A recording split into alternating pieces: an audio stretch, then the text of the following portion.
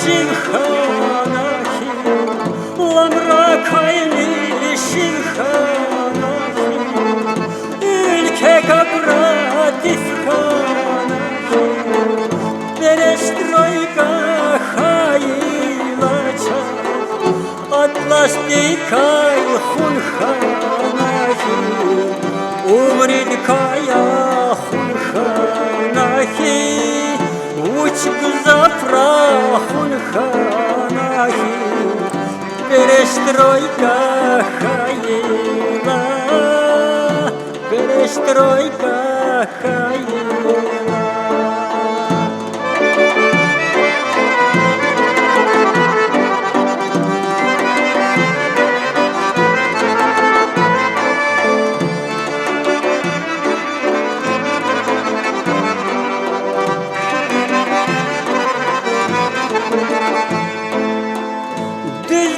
Gafar şitxanahi, halvadi kayfitxanahi, Konfet şeker gitxanahi, Perestroyka haylaçar, Badi kaybustanxanahi, Kürekaya svanxanahi,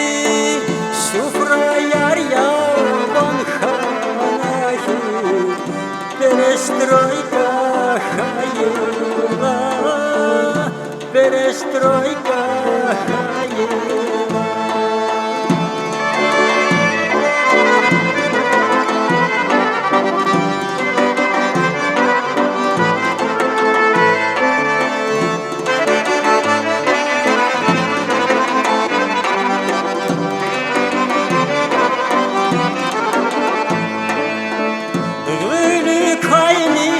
Бабханахи, Качуркам Катабханахи, Рикхурака Бабханахи, Перестройка Хаилача, Вирдадрахад Чиханахи, Амма Юмир Сирханахи, Закайни шаир ханахи, Перестройка Хаила, Вирдадрахад Чиханахи, Амма Юмир Сирханахи, Закайни шаир ханахи,